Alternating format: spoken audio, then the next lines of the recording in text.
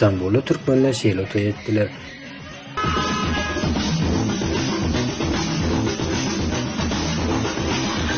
Birinji ýoly yapdylar.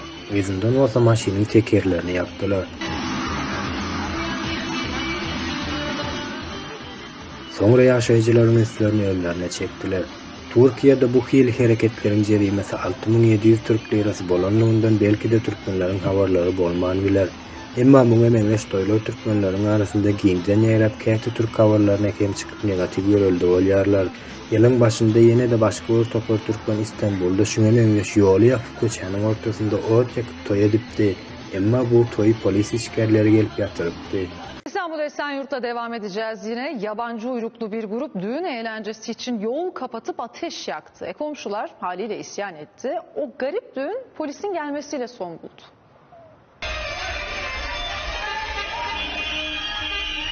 Yurtta normal sıradan bir gün. Yapılmaması gereken her şeyi yaptılar. Düğün eğlencesi diye mahalleyi ayağa kaldırdılar.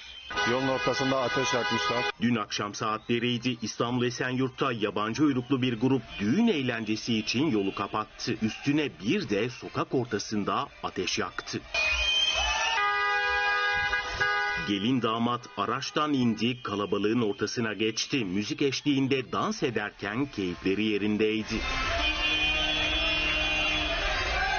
Mahalle sakinleri polisi aradı. Garip eğlence ekiplerin gelmesiyle son buldu.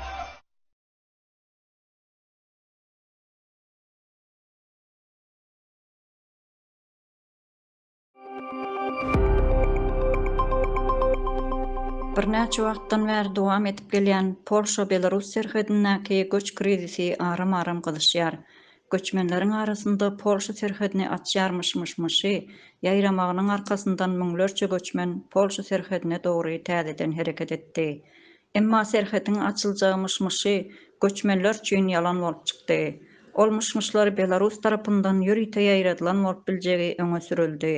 Belarusiýanyň bu hereketlerine garşylyk Polşa hökümetine Ýewropa Birleşigi gerek bolsa harby goldawyny iýerjekdiginiň maglumatyny berdi.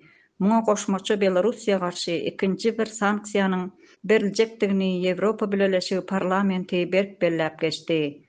Lukashenko sanksiýalardan gorkmaýandygyny aýtsa-da, izi ädim atandygynyň soňky 3 günde göçmenleriň izine kamplara dogry çekilmeginden bilip bolýar.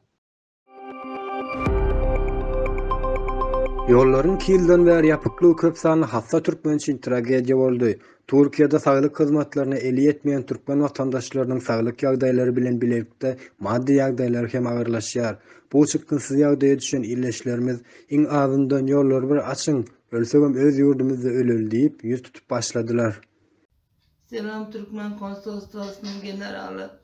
Ben 4 senedir İstanbul'dayım. 2 senedir hastalıklarla uğraşıyorum.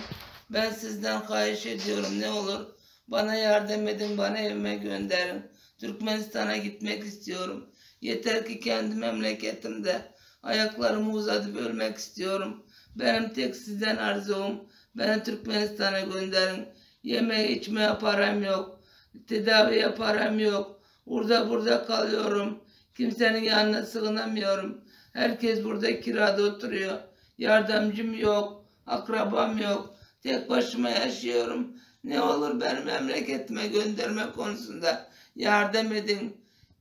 Hayiş sizden lütfen rica ediyorum. Ben artık dert çekmekten yoruldum. Türkmenistan'a gideyim. Ölsem de oralarda öleyim. Yat yurtlarda kalmak istemiyorum. Lütfen bana yardım edin, ne olur. Yakın wagtdan Wenanyň köçeleri boşajak. Günwatar Ýewropada iň köp korona wakalarynyň çykýan ýerlerinden birine öwrülip başlamagy sebäpli waksina almadyklary üçin karantin elan etmeň kararyny aldylar. Muňa meňdeş karar Awstriýanyň ýerinden Germaniýa, Slowakiýa we Gollandiýa ýaly Ýewropa ýurtları hem aldy. Bu karara garşy çykýan Awstriýalylar köçelere çykyp alynan karara garşylyklaryny bildirdiler.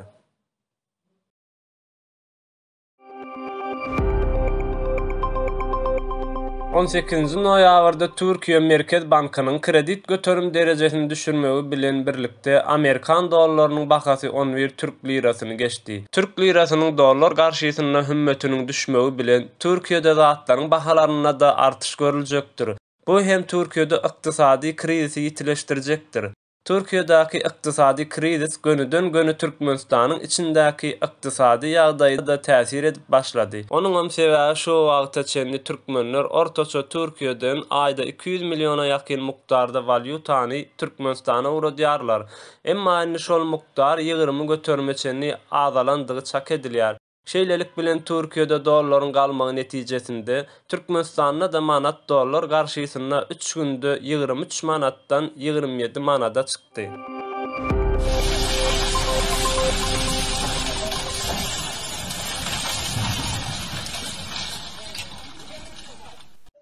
Soňky günlerde Hindistanyň durly künjeklerinde köp sanly suw joşmalary meýdana geldi.